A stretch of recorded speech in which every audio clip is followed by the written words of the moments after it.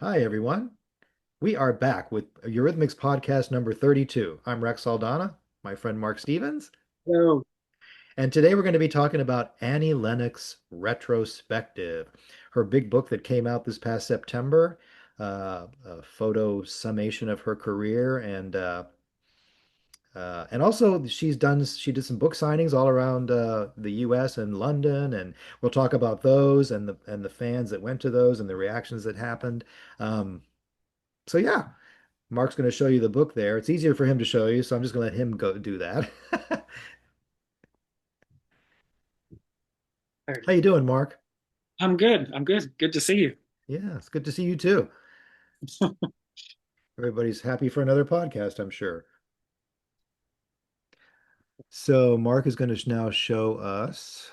Oh, what do you want me Oh, to? no, no, I thought you were going to show us the signed Oh, page. Did you want to You oh, don't have to, if you want to share that with the whole world, yeah. well, I think everybody, a lot of people have these, and I Oh didn't yeah, hello, go to, everybody. I didn't get to go to one of the signings. I actually had tickets, and I ended up a work thing. I wasn't able to go, but I had a really good friend, Bradley, who was there, and he had Annie sign. Oh, You know, so, that's so nice. Yeah. and I have Yeah. another one coming from London that my friend Bob got signed. So I have lots of copies, but it's going to arrive actually in a few days. I have this one. Oh, you can't see it because my background is blurred, but yeah, Oh. there we go. I have it. So anyhow, yeah. Well, let's talk about retrospective. It's a big, heavy book, isn't it? And it's beautiful. It's beautiful to hold. Yeah, it's beautiful to have. And frankly, when I first got it, it was bigger than I was expecting. Yeah. Um, Well, 240 eight pages, I guess. yeah, It came out as a blue for me. I didn't know this was coming, and right. so what is it exciting? Oh, and t-shirts T-shirts, yes. that came. And Yeah. let's give Mark credit for always having all this cool stuff on display and having a t-shirt on, and I'm always just sitting here like in with my normal clothes on. Well, you have your background I usually. do, but for some reason Zoom now has a blur feature which it didn't have before, so I'm just using it for fun. But Okay. anyhow, yeah. So let's talk about the book. You open it up and it has that great picture in the front of her as a little girl, which she's mentioned is so similar to the cover picture. Yeah, it's basically the same shot as the cover picture, just somewhat 28 years later, maybe. That stare And from Annie Lennox. the stare, exactly. It's the eyes and the look and the same tilt of the head. Yeah, it's great. But we get all those great photos of her family in the beginning, which I thought was really, really nice that she included that. It was very touching to see all those photos. Yeah. And going back to great great grandparents and great grandparents, and I have to say, I think she looks a lot like her mom. Mm. You see Yeah. her mom, and she looks a lot like her mom. Yeah. Yeah. And Annie was always so. I don't know how to say it. I don't know if it was protective or family, Um, I think Dave's mom was very active with the band a little bit, over the years. Not that we saw her in interviews, but it was nice to get that to get these old photographs of her great grandparents and parents and photos of them, basically like we would have in our kind of photo album. So it was Right. nice that she started with that. Exactly. Her And yeah, and yeah, yeah, and I love that they're sort of the same size that they would be, you know. They're not like blown up. Yeah, I mean, yeah, some are blown up, I'm sure, but I love that aesthetic of it being kind of like you're looking at a scrapbook. yeah. It looks like it reminds me of a scrapbook. It also reminds me of like sort of walking through a gallery. Well, we'll get to that later when we see more of the. Yeah, exactly. Very nice. Now there's a picture. Mark, I'm going to make you do all the work and hold up the book every time, but there's a picture of her as a young girl standing by a river or a stream. She has a hood over her head. And yes, they mentioned this on the CBS Mornings interview, but I had to reiterate it as well. It is so prescient of "Here Comes the Rain Again." It looks like a still from the "Here Comes the Rain." You know, when she's walking along the cliffs at the beginning of the video, and Yeah. it's almost like it foretold that. I wonder if Yeah. she thought of that picture when she was filming that video. Well, I think the thing is what you get from a book like this and from interviews with her over the years that touched on her family and her background in Scotland. But in this book particular, with not that there's not a lot of con words in the book. There are some, of course, where she describes things, but you do get a sense of how being Scottish is very important to her and her identity. Yes. So, Yeah. that Here Comes the Rain Again was shot in the Orkney Islands in Scotland. You know, this, full circle for her in one Right. sense. And I'm sure that these kinds of things did matter to her. Yeah. Yeah. Um, I remember her mentioning her Scottish work ethic in early interviews, mhm. So yes, that's always been a prevalent thing, and rightly so. You mentioned the CBS This Morning interview.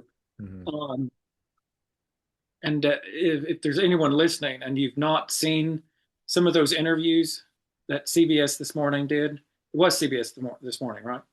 Yes, Uh, CBS Mornings, yeah.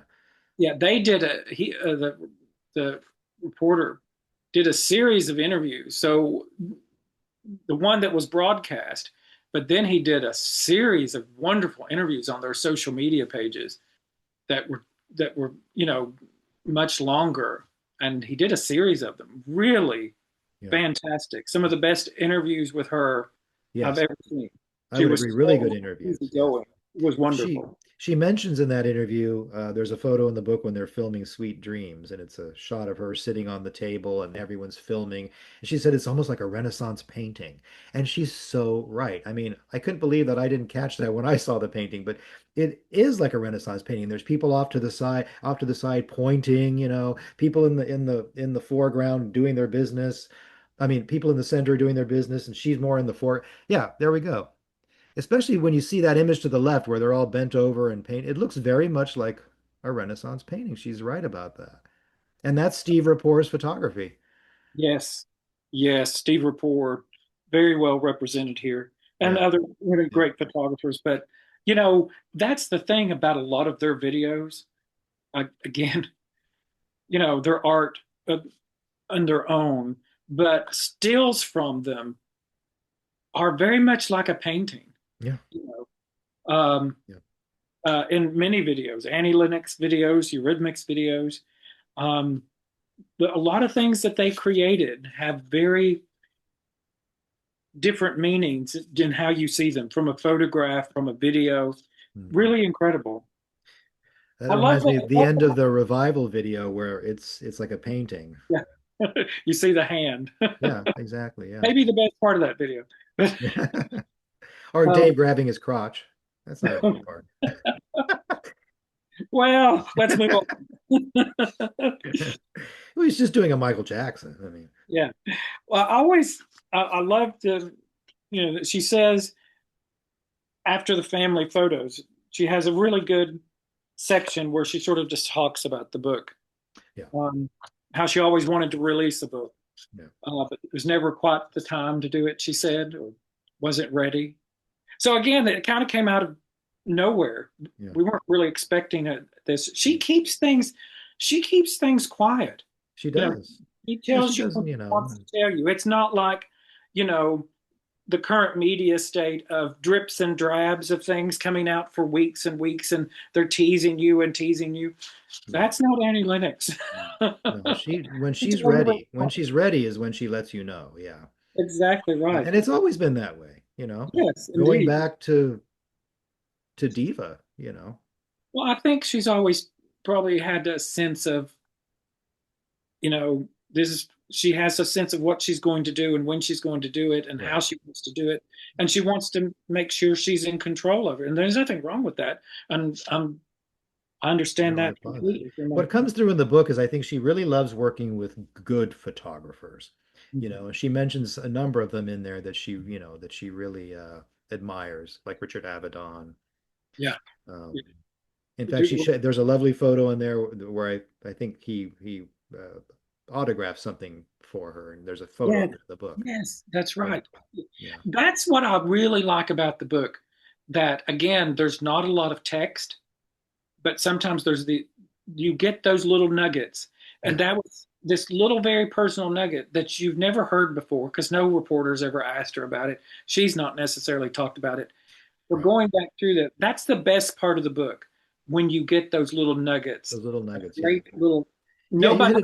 you hit it on the head. There's not a lot of, she's not writing a ton of stuff in there, but what she writes is meaningful, and you come away with those nuggets and things you remember from the book. Yeah, yeah. This is Here's the. all the stuff I wanted to tell her in person, but you know, Oh, yeah, you got things to. things sort of steamroll the way they go. Can you talk a little bit? You did get to meet her in L.A., right? Yeah, well, I was at the LA Book Soup signing. I think that was December 6th or something like that. Anyhow, yeah, that was the event. I think they sold 250 tickets, and she was so gracious and so nice and spent so much time with everybody that the 9 p.m. cutoff, I think she didn't leave there till almost 12:30 from what I heard. That's a lot of So, signing and talking. Yeah. yeah, I mean, she was so nice, so nice to everybody and so nice with me and my partner Dave and we almost it was very down to earth, very down to earth, and we were laughing and joking, and it was a very special experience. I've heard from so many people from all over the world, from people who got to meet her in London, to my friend Bradley in New York, other people in New York, you in LA, other people in LA, lots of people, how incredibly gracious she was. And you Mhm. and videos from it where people posted, and she held your hand, right? Yeah, I mean, I quite a mean, bit. I mean, she seemed we to have held hands, we interlocked hands. It was very special. and I mean, she seemed to have done that with everyone. Yeah, That yeah. there was this locking of hands, Mhm. and that she wanted to do. And I find that so fascinating. I have to say that because I love, and a lot of people talked about how again how gracious she was, but how they made her that she made them feel special. Yeah. But I think there's something to it. I just want to say this real quick that it seems to me that Annie purposely wanted to do that with people. She wanted to hold their hands. Oh yeah. And I could be reading things into it, but I think she has struggled for the last couple of years, with the awful things that's been happening around the world. She posts about this almost daily on Instagram and Facebook, I guess, about the war in Gaza. And I think she really took this as an opportunity, not to talk about that I'm sure she did if someone wanted to talk about it, but to just have a human connection. Right. And what's more human than holding someone's hand? Right. And she did that with every single person, it seems. Yeah. And I think that was on purpose. It Okay. wasn't just, hey, how are you? Right. She really wanted them to feel Well, something, yes, and she and I wanted to think feel something. it I goes could, back, I think, to her being, very in control of what she does. I mean, I think she looked at the situation and she probably said, well, at at events like this, a celebrity, I don't like that word, but a celebrity or a star or whatever comes and sits down and people come up and it's very quick. Hello, thank you, thank you very much, hello, goodbye. And that's not meaningful for for anybody, is it? I mean, for you as the fan, it's so quick. It's like, okay, thank you very much. I guess it was nice to see you, but you have a desire, you want to say something to these people, and a lot of times you don't get that opportunity. I think she thought, if I'm going to do this, I'm going to do it right. These are my fans who are buying my book, who are coming out to see me, who have supported me for all these years, and I'm going to do it the right way. Why bother if you're not going to put anything into it? I mean, she could have easily signed books. Thank you very much. But why? What would that have accomplished? I think she's too meaningful of an artist and too meaningful of a person to treat fans like that. I think she wanted to do something really special. Well, and when she's met people, and both of you and I have met her after concerts and stuff, she's tired from that. She's Mm. always gracious. She's always nice. Yeah. But again, it's exactly what you're saying too, that I think um, the book itself is a very personal kind of thing. You know, it is like a family album of, that you could create for your own family. It is these pictures of a life. Yeah. And I think, yeah, she wanted it to be meaningful. Um, Well, and she, pictures of us of her pub private life in the beginning with her family, then of course her public life. yeah, Um, so, and but I think I think it was you that said, you know, there was somebody who had flew in from Australia all the way to yeah, a LA. gentleman, a couple of folks in front of me. There was a gentleman who had come all the way from Australia, and he was also going to the concert the few nights later Oh, uh, with look, why is the name escaping me now? Because I'm getting old. That's why. Wainwright, the L- Rufus Wainwright. Rufus Wainwright. I was going to say Loudon Wainwright. That's his Yeah, and father. Lola got to sing with her there. That was cool. Yeah, but he was going to be at that show, and I remember she said to him, "I'll wave to you." He said I'm going to be in the third row or something, and she said, "I'll wave to you." So if you're watching this podcast, yeah, I heard all that. I saw that. Oh, that's cool. Well, anyway, uh, um, it'd be wonderful if, I mean, if she did book tours, she could go to Atlanta, Chicago, fill in the blank anywhere, and she'd fill up. So I don't know that that's happening. I have no concept that that is, but I think she does. Um, I hope she knows how much the public really likes her.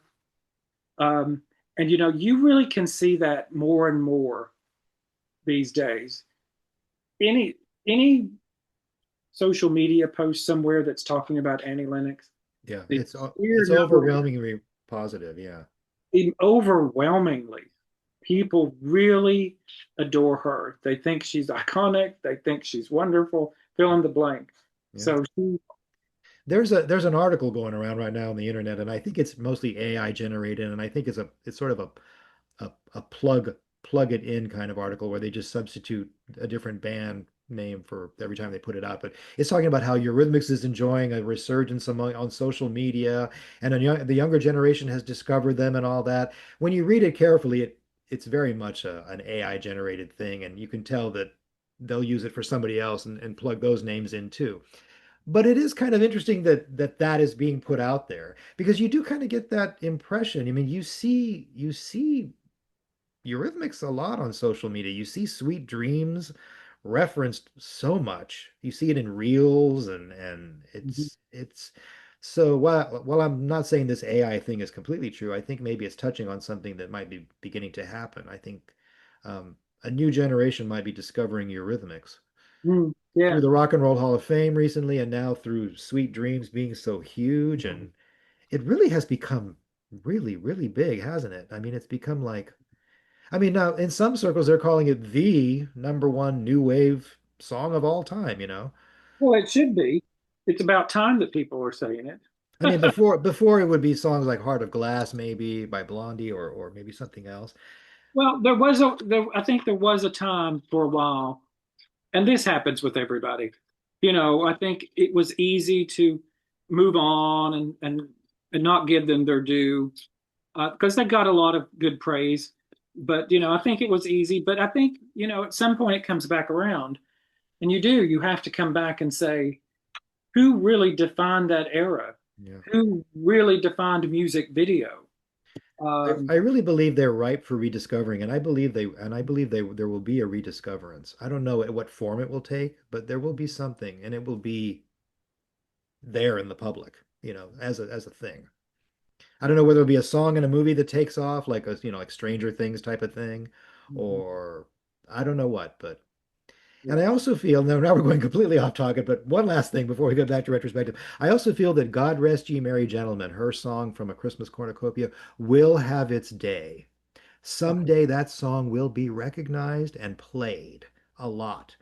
It's so right now I don't know if they're ready for it. It's such a mishmash of all kinds of, you know, cultures and religions going on in that song and it's very ahead of its time. It's like Winter Wonderland.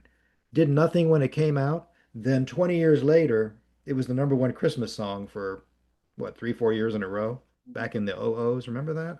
Yeah, well, anybody who knows me knows how much I love a Christmas cornucopia, so I won't Oh, me too. I won't get started too You much know, because we've got a Christmas cornucopia, we've got nostalgia. I sort of feel like they're bookends, but I feel like a third one might be coming, like Scottish folk songs or something like that. well, and Because of uh Outlander, the Outlander where the she's doing Outlander theme. theme song for the season, the final season, and that great Scottish.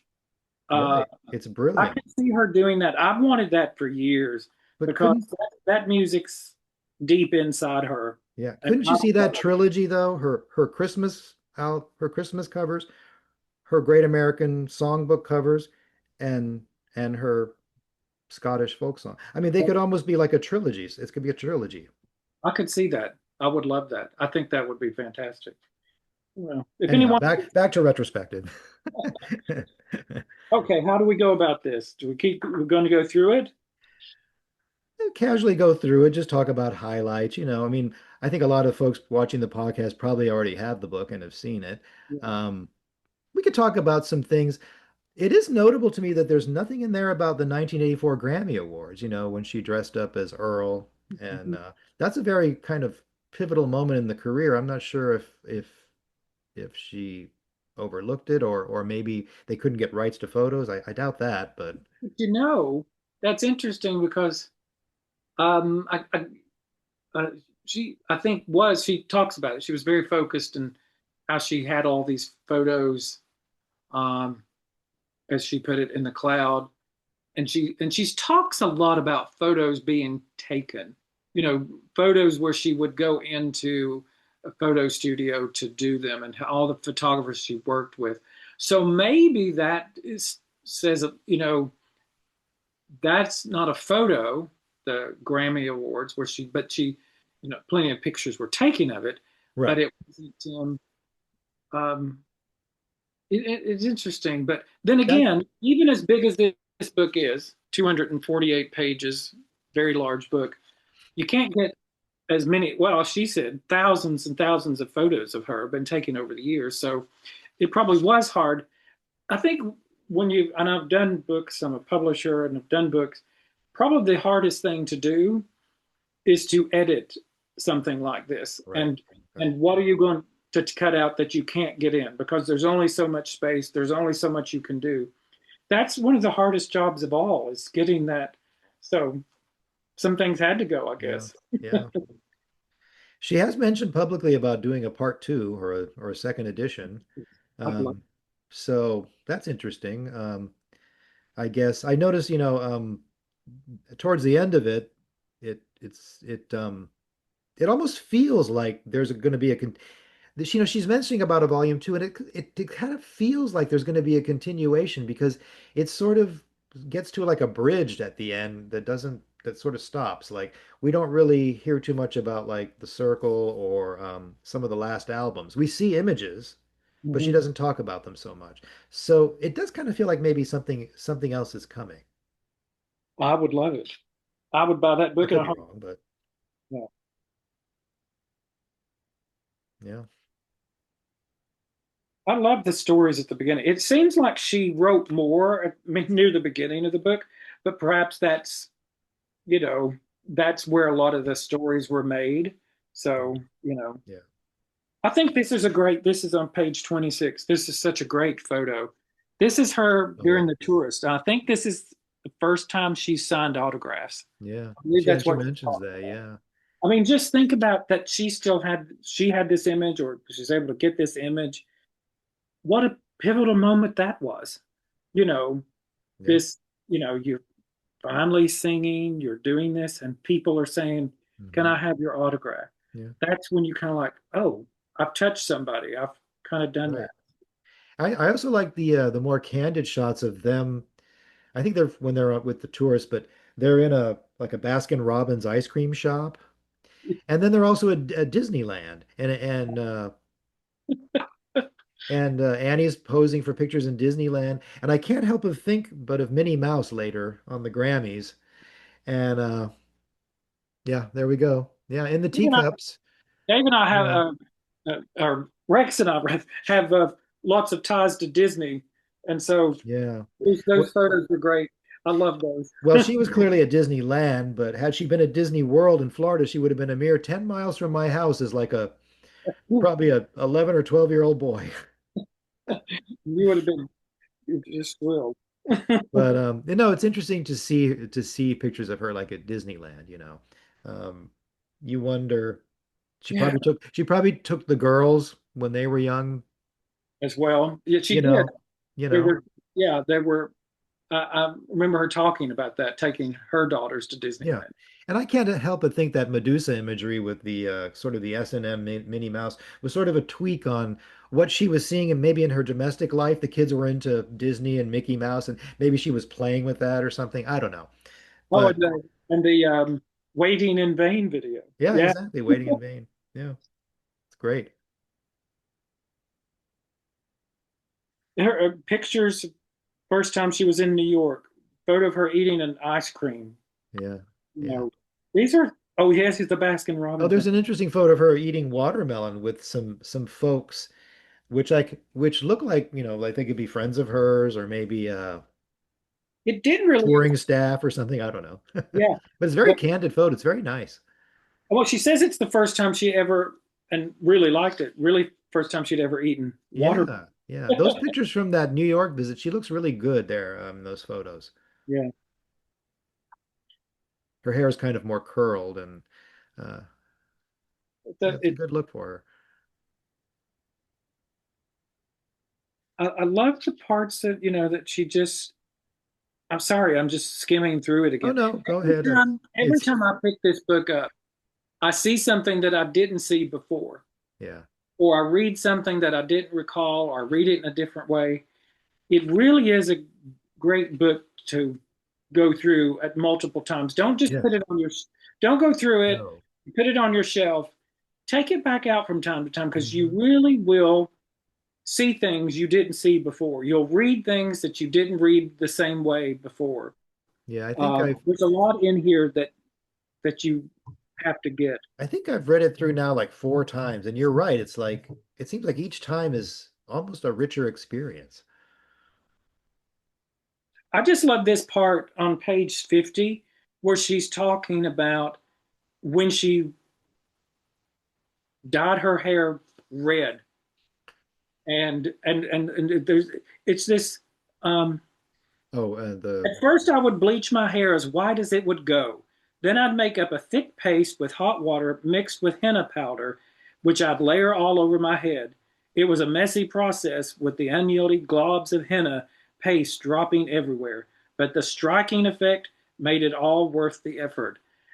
You know, just think about that. She changed everything in that video for Sweet Dreams.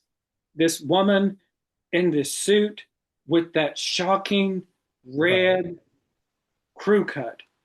And it comes, and she's talking about that here. And it's like so many things in life. This, she's going to dye her hair. She does it in this. She doesn't go to some stylist to do it. She does it with henna powder. And that image, literally, of her like that changed music. Yeah. Um, Right, right, right. and that's just so cool to read just that part in this book Yeah. and just to think about that. Had she not done that, had she not done that and she just had platinum hair in that video, totally, totally, Yeah. totally different video.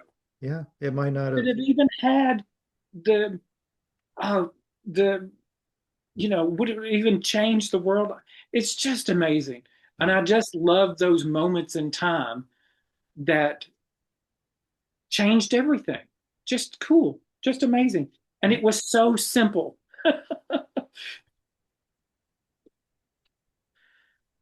Yeah, well, I was thinking, when I saw her in person, her hair is so beautifully platinum white, right Mhm. now. And I thought about that. I thought, I wonder if she mixes her own stuff and still at home and does that, and I thought probably not because we've seen photos of her. Actually, remember she used to post photos when she go get her hair cut at the salon Yeah. years ago, like in London. She would post photo. I'm sitting in the chair. But I almost could have a vision of her at home doing that, to get her hair really white like that. Yeah. But anyway, that's part of the joy of a book like this. From when Yeah. people do these kinds of books, but particularly that she did it. Yeah, You get those isn't things. it just so nice to have though? It's so nice to have this beautiful book from her, um, with all these images captured together. Oh, I'm looking at it right now, and how about those all those photos from the Maplethorpe photo shoot? They ended up using the one, but there's so many different she's doing this and covering her eyes and some of the imagery is very similar to that Spin magazine cover where remember she had the orange hair and she was doing this Yeah, yeah, with the red gloves. yeah, yeah. So, but in the end, they just opted for the simple, stark photo of her face. Mhm. But you see all the other outtakes, and there were a lot of things she was playing with there. It's really cool. Well, and and I think that's the cool thing about someone who literally has had thousands of photos of taken of them over the years. And it could just be photos like we would take at a concert or something, but she's talking about, literally these photo shoots where, and in photo shoots, there are hundreds of photos taken Yeah, yeah, over just a few minutes. right. And you whittle those down to you may get, I've done this, in a publishing career, you know, you can take hundreds of photos and you literally whittle them down to one or two images. Yeah, Sometimes out of hundreds of photos, you say, okay, we've got one or two that is what we were looking for. yeah. You shoot and shoot and shoot and see what, and you know, she's one of the most striking people. You would, if you were a photographer, you were very lucky to have her as a subject. And I think photographers talk about that, Yeah. how lucky Yes. they were and how easy she was to, or she wanted to be part of this process. She looked at it as she does everything, I think, Yeah. as an artistic piece of it all. It Yeah. wasn't just something to do. There was an Well, artistic like element. Steve Rapport mentioned when he would photograph, he would show her, and he would actually have a bunch of Polaroids and not Polaroids, prints of and he would give them to her and she would look at them and she would mark them yes, no, yes, no, yes, Yeah, no. And he actually gave me a few of those. I have some that she's marked no, some that yeah, she's marked yes. yeah, yeah, No, I think I have just the no's because the yeses they would have kept. So, yeah. but yeah, I won't show those, but yeah, they're pretty cool and it's that just speaks to I think the level of involvement that she has with everything she does, even Mhm. if she's working with other people, I think she, you know, well, that's any good artist would be like that. You want to have some sort of control. It's your art that's going out there, even if you're being helped by other photographers or whatever. Yeah. Sorry, my phone is going off there. Just, um, Yeah, I'm looking at it too. it's a fun book. Um, There's that one photo that it's a giant photo of her face, and it's sort of in the takes up oh, 2 pages. uh-huh. And Yeah. I don't think I'd ever seen that photo before. There Oh, are most of the, I would say I've seen probably not, we've seen 90% of the photos in here, but yeah, I don't know, you can't, it's this right here. yeah, And yeah, it looks odd because it's like that. It doesn't look like Annie Lennox until you have to open it up more to hmm, see that.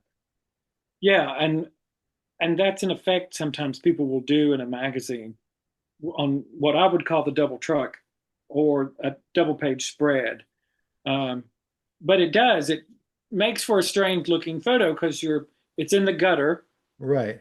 being the part of that And book, then so it's stretching it a bit. Yeah, And so, and I don't want to open the book too much because I don't like to wear the spine, you know. So it's like, in fact, every time I read a book, I read it like this. I'm very careful. I don't bend spines or anything. well, that's the kind of thing. And I think there are two kinds of people in the world. People like you, people like me, in the sense that I think of a book as almost kind of as a precious thing. I Yeah, don't dread in it. exactly, I don't I don't like to bend pages and things like that. exactly. And if I love a book, it's on my shelf forever. I don't Mhm. get rid of it. Now, if I didn't like the book, I might take it to the library as a donation or something to that effect. But books are very precious, and so I am very careful with them. No, you hit it right on the head. And I was the same way. I'm the same way with my record albums. Like ever since I was a kid, those were precious pieces of art to me. I kept them pristine. I didn't bend them. I didn't throw them around. I didn't keep them in the sun. They were in special places, and I looked at them, reverentially. Is that the word? Is that a word? But and I feel the same way about books too. You're holding a piece of art. Okay, maybe it's a mass-produced piece of art, but it's still what the artist wanted you to have, right? So you treat it with respect. Yeah. So, you know, but and it, hey, if you're listening and you toss your books and your albums around, that's fine. That's who you are. But but I wanted to mention something on the when she's talking, she goes through the book. You can talk about this if you want. She goes through the book sort of in a chronological order. She does, you know, and there was a great section in what she wrote about the 1984 album. We know all about the controversy with the producer, and I don't think I had read this before, where the Michael Radford, who was the director, who said such awful negative things about them. He hated their score. He didn't want to use it. It had been a thrown about, and he did this very publicly back in the day. Yes, yes. And she says here, years later, I went to a very festive Christmas party when a total stranger approached me, introducing himself as Michael Radford. I was taken completely off guard, as I had mostly forgotten about the whole debacle. Somewhat bashfully, he said he wanted to apologize Hmm. for the entire thing and any subsequent unpleasantness caused. I was touched by this gesture and immediately accepted his apology. All was well that ended well. And I don't think did we know that? Well, Had you, yes, had heard that. She's mentioned that in an interview. I think it was in the but to mid. this extent, that I think maybe that it was known that at some point he had apologized. But I Yeah. love Well, I had heard that story before. She told it in an okay, interview, I think around the time of Songs of Mass Destruction, sometime around okay. there. Yeah, But what a cool thing, because that right. was such controversy, and he was. But live and learn, and sometimes you think, you know, maybe he, in hindsight, like, you know, I shouldn't have done that. These were two great musicians back in the day at the top of their form. He made a very big mistake with that. Well, I think it says a lot about him that he owned the mistake. Yes, he didn't have to do that. He could have avoided her at a Christmas party very easily, I'm Of sure. course, he could have also, sent her a letter years earlier, but we won't go Yes, that's true too. there. Let's not give him too It could much. have been the apology could have come a lot sooner, but That's true. maybe he felt it wasn't heartfelt if it wasn't in person. True. That's true. Okay, we'll give him the benefit of the doubt. I love where she's just talking about Polaroids, and literally Oh these yeah. snap.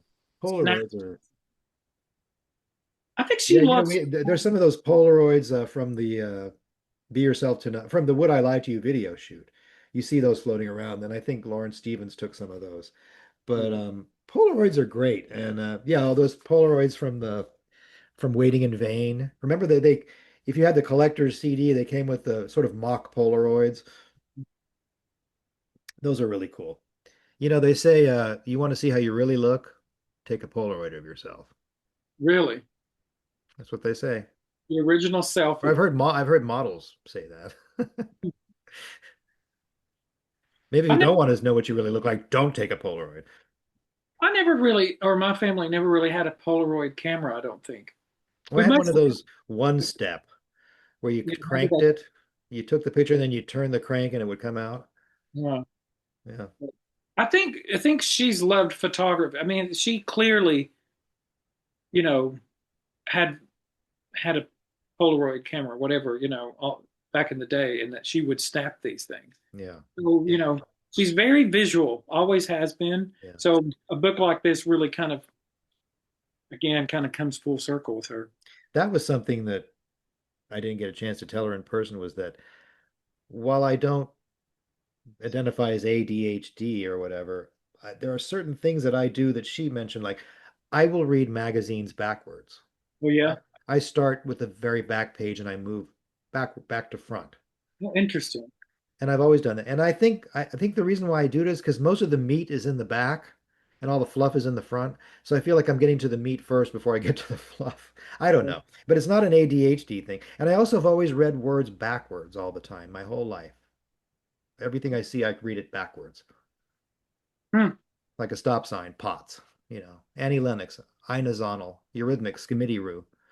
I mean, I've been doing this my whole life. So I think that's somehow connected too, but didn't get a chance to tell her that. Well, there's only so much time. I know, right? Oh, here's the picture that Rex was referencing earlier about the watermelon, page 109. Now, Yes. this is not a professional photographer. This is clearly, someone there in this moment. Yes. Annie's in a bathing suit. Yeah. They're just out enjoying the sun, and they're sitting there eating watermelon. You And know, who are those people? Friends, family members? Who knows? at first I thought, were they backup singers? But probably not. Probably just, you know, I don't know. I don't know. Yeah. She Interesting. doesn't reference and she doesn't say their names. Hmm. Just it was in a rare free afternoon reading magazines on a sunny hot tin roof in New York City. I think this might have been my first exposure to the heaven of sliced watermelon. Well, I have to Really? say, Yeah, that's Andy, amazing. I've never had a taste for watermelon. Oh, really? Oh, No, wow. I love no, it. I'm so unsouthern. And I love it with a little salt. So you watermelon lovers out there, how about a little salt on it? Do you agree with me on that? I don't know anybody who doesn't, but there are some who don't do the salt thing, which I Oh, can't so understand. you know a lot of people that do put salt on it. Oh yes, Oh, do you? that's a southern thing because I grew up in Florida, and so they all put salt on the watermelon. But Yeah, out here in California, people don't really do that. They just eat it without salt.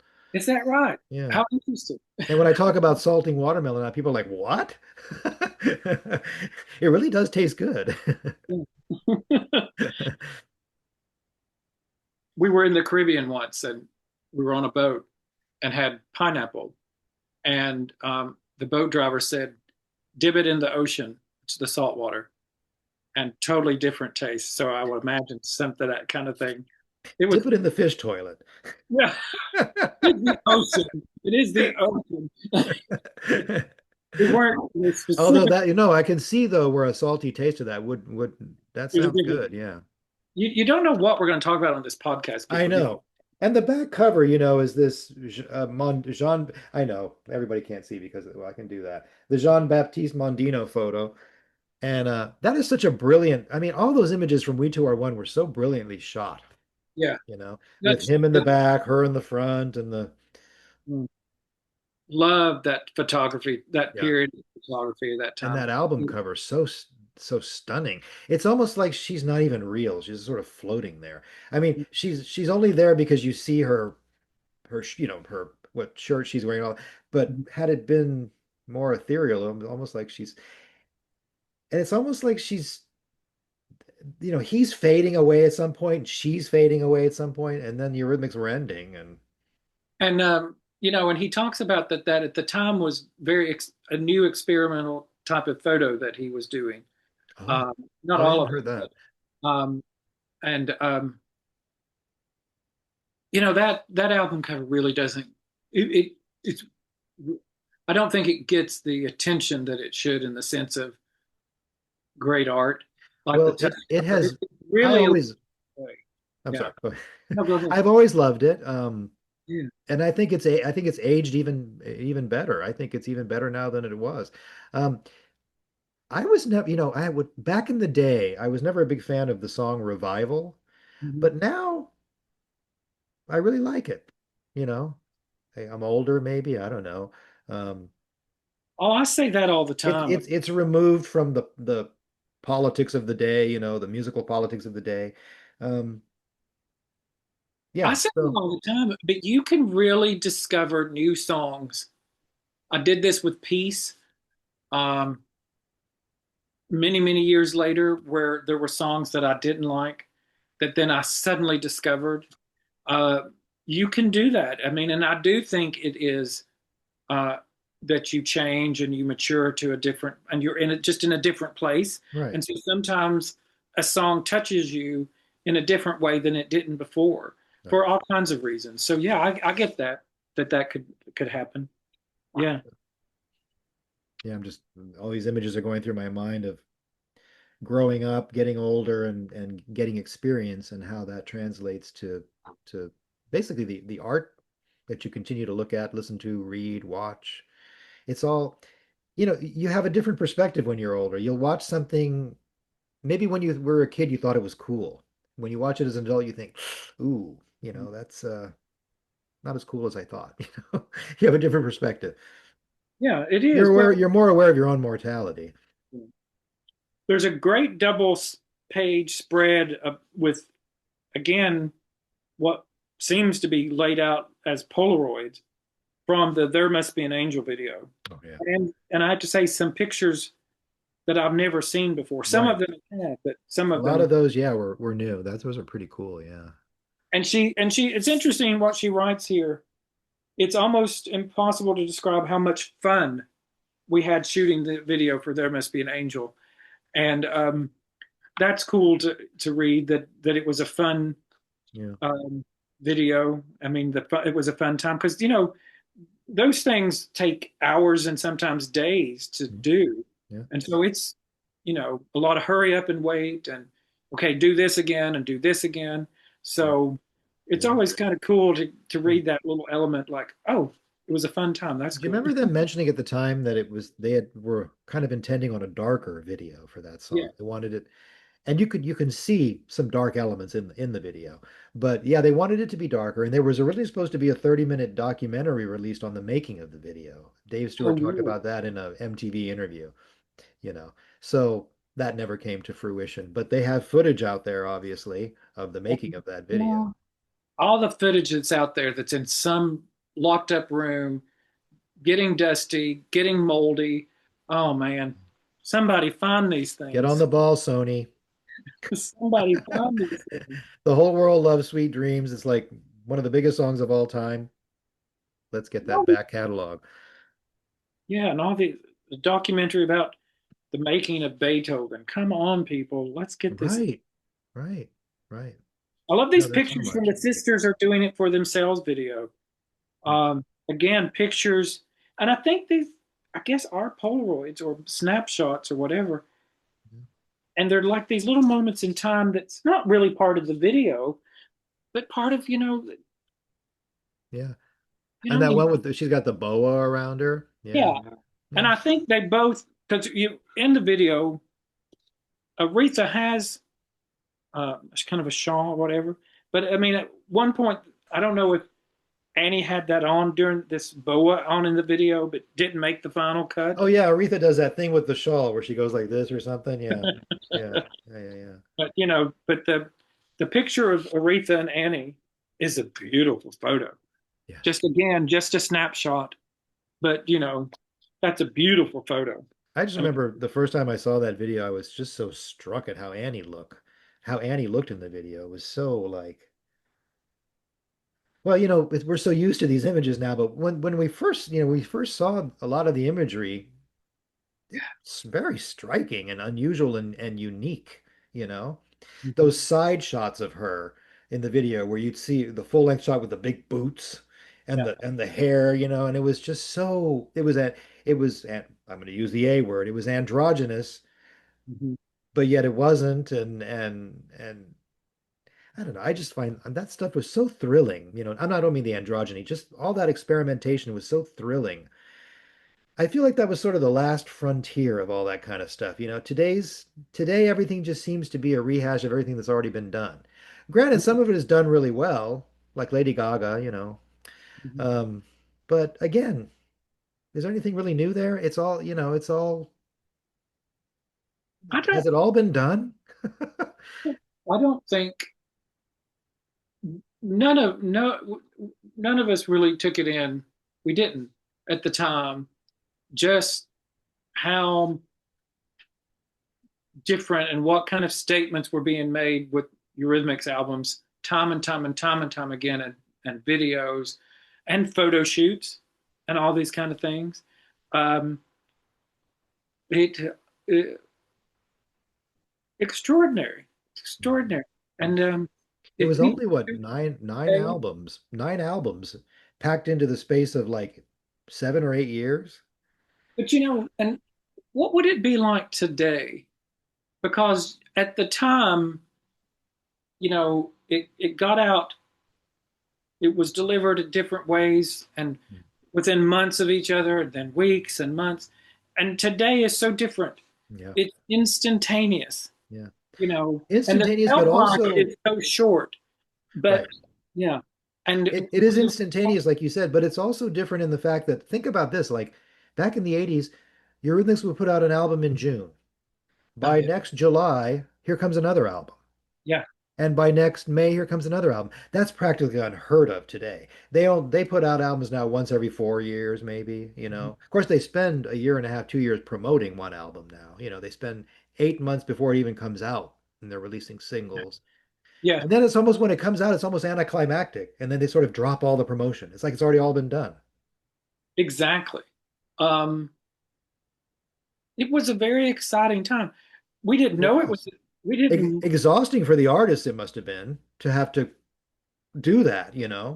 Well, I always think about that. I think um, um, I'd love to talk to Dave and Annie just about that subject. I mean, and they've talked about the exhaustion of it all, but I mean, I, we all know when we've had a long period of work and how difficult it is. But I mean, this was, like you said, the amount of work they did to produce an album and what you have to do after you do that, and just the creative process, how much that takes out of anyone. Yeah. I mean, it's the amount of work they did And over. they signed contracts saying we will put out an album a year, blah blah blah blah. So they were bound to this. And and you hear when you hear them talking about when they look back on it, it was so rigorous. And I get that, you get that. It's like when you at the time as the fan, as the person who was consuming the music, the art, you were just so happy that you were getting so much stuff. Wow, another album? It's only been a year. Nowadays you have to wait, 3, 4, 5 years between albums. And so we were getting a lot of stuff continually back in the 80s. Um, like you're saying, and it is instantaneous today. I mean, downloading is that you like something and you can instantly have it. But And you don't even have to buy it. You no, literally, you don't even have to buy it. You you can don't just even have to listen buy to it. it. You can put it in your library, and that's, I, mm, Yeah. I just, I Oh, well, yes. feel Well, for people who are trying to be musicians and artists today, yeah. because um, I think it must be tougher than ever. A few people get there and can make a living doing it, but so many people can't. Right. Um, And I yeah, was at a gathering at Christmas time, and some people were talking. Somebody was talking about how now you just subscribe to Apple Music or Spotify or whatever, and you can just listen to whole albums and all that. And he said, "What's the point of you don't even need to buy albums anymore? You can just listen to them." yeah, It's like, and I'm like, I want to buy albums. yes. Even if it's just digitally, I want to have the album. I prefer vinyl. I like to listen to vinyl. So I don't know. I think there are different levels of people who listen to music. I mean, there are people who just listen to music, and then there are people who really get into music. And I think those people probably are more apt to buy. Well, I'm talking about in our current culture.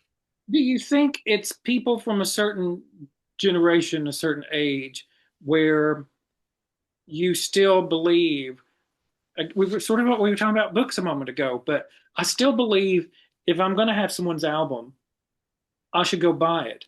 I want to own it. I Right. want it to be in my collection. And part of me really wants it on some sort of CD or vinyl or something. And then I upload it digitally and all that stuff. Yeah. So I have it. Because I listen to music on my computer, on my phone, like everyone else does. Right. But, and I can't talk for it. I don't know what it is like for a much younger person now. You know, This was do, well, this was a person our age that said that. yeah. But Well, no, that's just it. Does a younger person feel the need well, I to think everybody just now they pay for a service, a streaming service? service, and they have albums. They're albums in there that they're saved. They don't actually own these albums, but they have the right to listen to them as long as they pay the money, the monthly, you Yeah, know. yeah, and But that, but yeah, that observation that why do you ever need to ever buy another album then? It's like, ooh gosh, I felt like wow, death knell for music right there. The death knell for recorded music that people buy. I don't know. But then you hear about a vinyl resurgence. Everybody's, all the and there is a vinyl resurgence. I mean, I'm buying vinyl, gosh, so yes. Well, I just read the other day that there's a CD inserted. yes. Right. And even a cassette. Cassettes are coming back. Okay, I'll never get the cassette thing. Yeah, I'm in my I asked a young person about that. I said, "What is the thing with cassettes?" And they go, "Well, the thing is a lot of the streaming players now that they yeah, can take, stream their phone music from the phone to the player, um, now come with like a cassette player, like an old boombox would have a radio and a cassette player, maybe a CD player. Now they just kind of throw that in for like I think nostalgia's sake, and so as you see, some artists are putting out their new albums are putting out in cassette. yeah, You yeah. can buy them. And I it's for think these little players. I think you can get. I think I saw someone at Christmas who had bought their kids a vintage Walkman, and their kids just thought it was the coolest thing. Yeah. That was something their kid wanted. But I mean, it's this thing. Wait, Looks just like it. It's to be vintage looking, but right, it's right. stick the But cassette in, put your isn't headphones. that hilarious though when the Walkman came out? It was like we were like, "Wow, this is so cool." It's like nobody ever thought it was just a simple cassette player that hooked to a headphone. Yeah, I mean, people were using headphones in their houses for 20 years before. Why did it take so long? I don't, but you could walk with it. Yes, um, I but am yeah. So probably getting to the end of the podcast and we'll start wrapping it up now. But yeah, I think a lot of the people listening to this podcast probably already have the book, so you're familiar with a lot of the things that we're talking about. But if you don't have the book, please go out and get it because it's really worth having. It's such a beautiful, beautiful piece of art.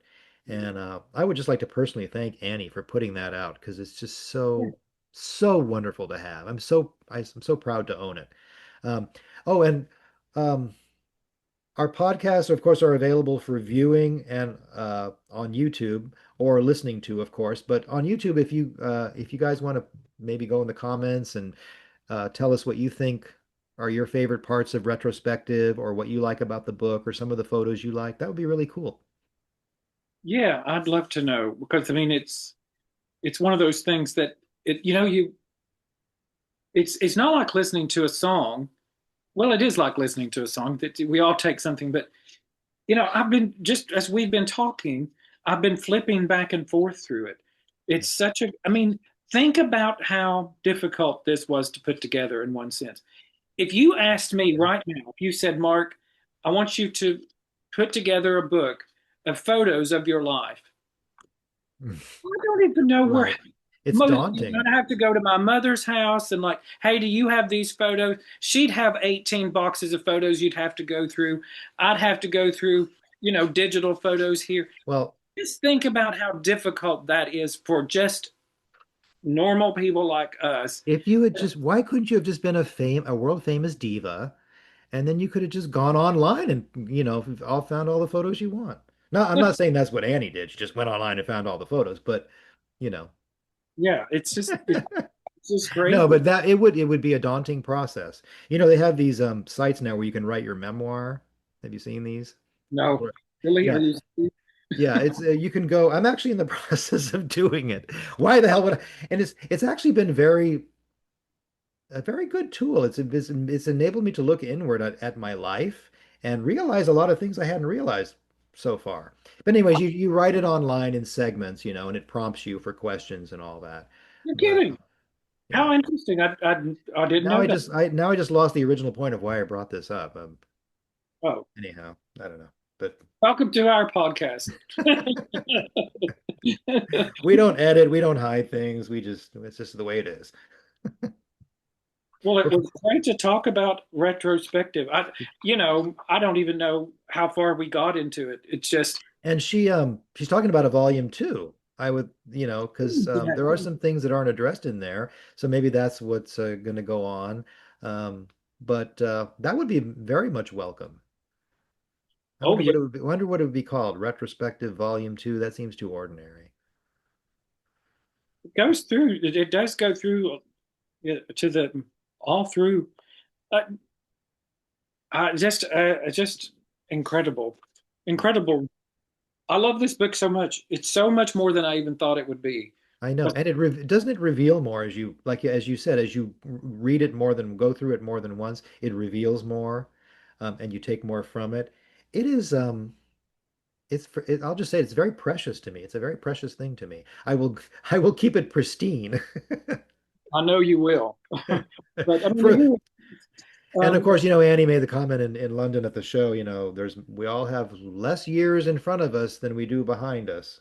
mhm. Or there are less, and it's like I think about that now, and it's like I think about she signed this beautiful copy of Retrospective for me that I'll have what for maybe the next 20, 30 years if I'm lucky, and then Well, I then hope you where will are. it go? Where will it go then? Oh, those are all the questions. Where's all these things behind me going to go?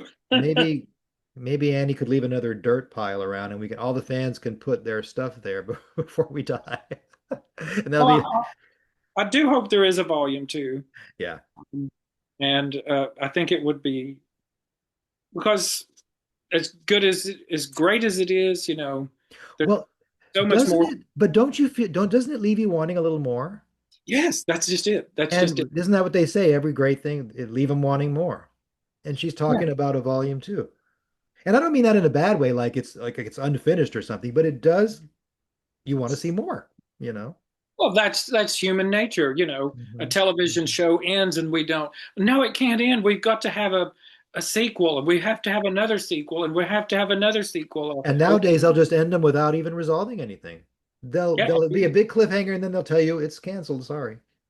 well, or you're David Lynch, and you do it, and you leave people like, okay, I've got to think about that, and there's multiple ways to think about it. So Yeah. Yeah.